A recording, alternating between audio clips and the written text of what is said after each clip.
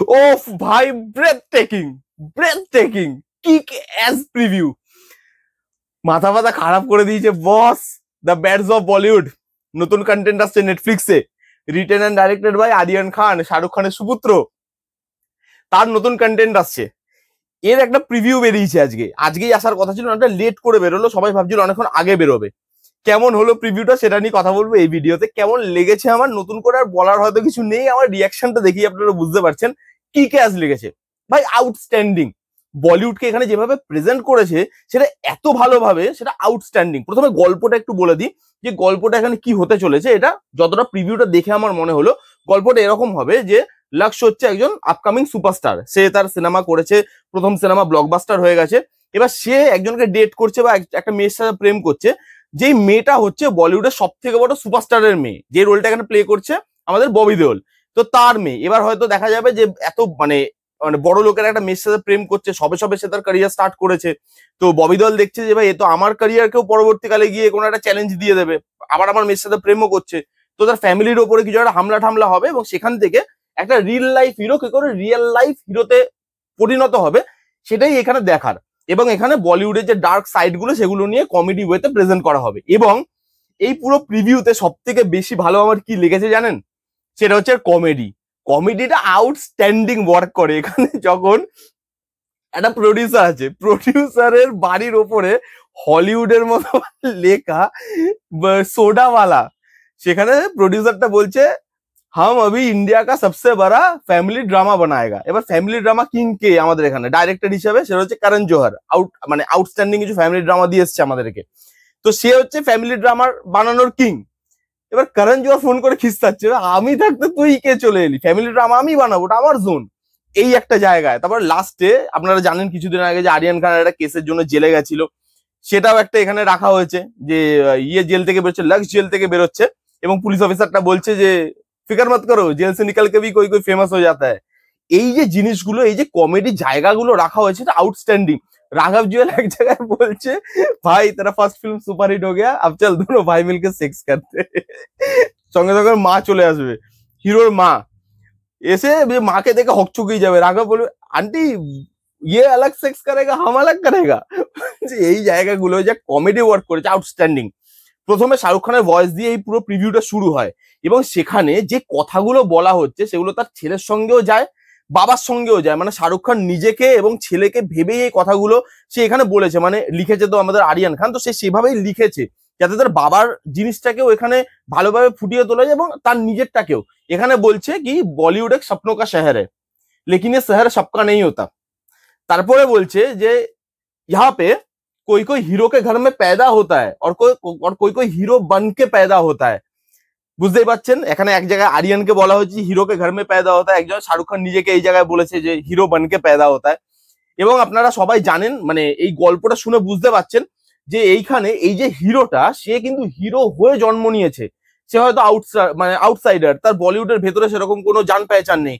তো সেখানে যেভাবে জিনিসগুলোকে সে করছে এবং যেখানে সে রিয়েল লাইফ হিরো হয়ে উঠছে, তো সেই জায়গাটা বোঝা যাচ্ছে যে সে হিরো হয়ে জন্মেছে, হিরোর ঘরে জন্মায়নি। হিরো ঘরে জন্মায়নি তো কি হয়েছে, হিরো হয়ে জন্মাচ্ছে। সেই জায়গাটা যেভাবে প্রেজেন্ট করেছে, আর সিরিয়াসলি বলছি সবার পারফরমেন্স ভালো লাগছে। রাঘব জুয়েল আর আমাদের লক্স, এই দুজনের কেমিস্ট্রি ভালো।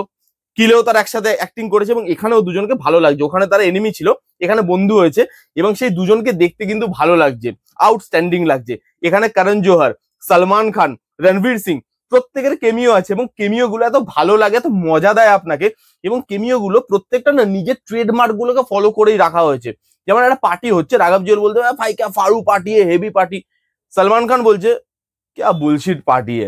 এক জায়গায় রণবীর সিং আসছে একদম লাস্টে, রণবীর সিং এসে বলছে যে মানে পুরো প্রিভিউটা শেষ হওয়ার পর, হার্ড এ ভাই বহুত হার্ড এ।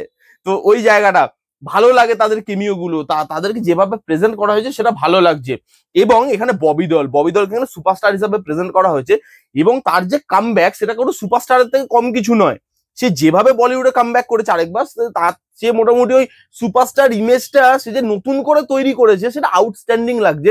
এবং ববি দেওল যেভাবে ঢুকছে, যেভাবে তাকাচ্ছে, সুপারস্টারের থেকে কিছু কম মনে হচ্ছে না। এবং প্রত্যেকটা জায়গায় প্রত্যেকটা অ্যাক্টরকে ভালোভাবে ইউজ করা হয়েছে। হ্যাঁ, তাদের পারফরমেন্স একটু ওভার দ্য টপ, রংটা একটু over the top, colour tone একটু ওভার দ্য টপ, কারণ আপনি বুঝতেই পারছেন যে এটা বলিউডকে নিয়ে জিনিসটা, এবার বলিউডে সবসময় গ্ল্যামার এগিয়ে থেকেছে, মানুষের জীবন হয়তো সেখানে অন্ধকার, বাট গ্ল্যামার সবসময় সেখানে প্রায়োরিটি পেয়েছে, সবসময় সেখানে আলো ঝলমল করে, সেই জন্য কালার টোনটা এতটা ব্রাইট, সেই জন্য কালার টোনটা এতটা হ্যাপি ভাইব দিচ্ছে যে বলিউডকে আমরা রিপ্রেজেন্ট করছি।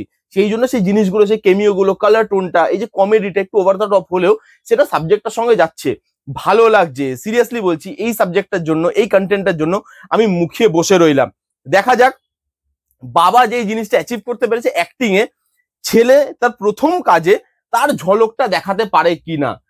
ছেলের প্রথম কাজ দর্শকের পছন্দ হয় না, সেই সবকিছু তো আমরা এই কন্টেন্টটা দেখলে বুঝতে পারবো। আপাতত এই প্রিভিউটা আউটস্ট্যান্ডিং হয়েছে সব দিক থেকে, যেভাবে প্রেজেন্ট করা হয়েছে, বলিউডকে যেভাবে মক করা হয়েছে, আরিয়ান খান নিজেকে যেভাবে মক করেছে, কমেডি গুলো যেভাবে ওয়ার্ক করে, পারফর্মাররা ভালো ভালো আছে, এখানে যে আমাদের মানে যে আমাদের যে হিরো লাক্স, তাকে কি সুন্দর প্রেজেন্ট করেছে, তো প্রত্যেককে দেখতে ভালো লাগছে। ববি দেওল, ইয়াস বলছি, লাক্স, প্রত্যেককে দেখতে ভালো লাগছে, তাদের প্রত্যেকের প্রেজেন্স ভালো লাগছে, কেমিও গুলো ভালো লাগছে। তো সব মিলিয়ে আমার কাছে এই প্রিভিউটা আউটস্ট্যান্ডিং একটা প্রিভিউ, ব্রেথ টেকিং একটা প্রিভিউ, এবং প্রথম থেকে শেষ অবধি হুক করে রাখতে পারে, আপনি কোথাও বোর হবেন না।